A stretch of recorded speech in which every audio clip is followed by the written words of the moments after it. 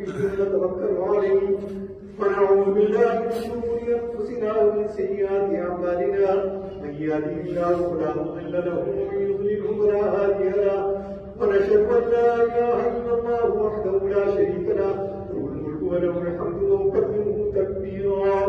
أعوذ بالله من الشيطان الرجيم. بسم الله الرحمن الرحيم. إن الله وملائكته يصلون على النبي يا أيها الذين آمنوا صلوا عليه وسلموا تسليما.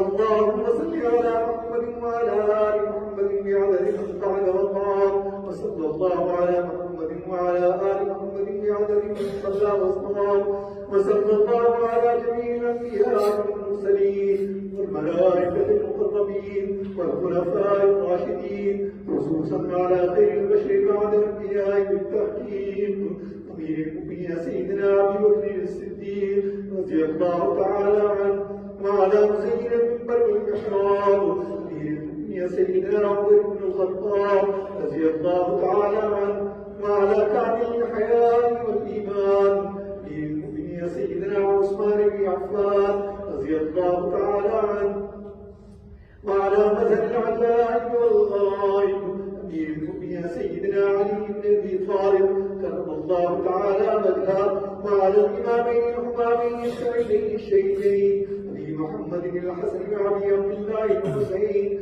رضي الله تعالى عنهما وعلى أمهما سيدة النساء فاطمة الزهراء رضي الله تعالى عنها وعلى أمه الكرمين بين الناس بالعمارة الحمد لله بفضل العباس رضي الله تعالى عنهما وعلى الستة الباقية من العشرة المبشرة والسبعة من المهاجرين والأنصار والتابعين الأوائل الأخيار إلى يوم القرار رضوان الله تعالى عليهم أجمعين.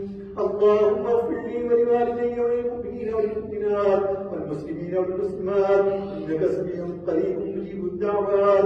اللهم اعن الاسلام بالامام العادل والخير والدعوات واتباع سنن سيد الموجودات. اللهم انصر من نصر دين محمد صلى الله عليه وسلم وجعلنا منهم أفضل من خذل دين محمد صلى الله عليه وسلم ولا تجعلنا منهم.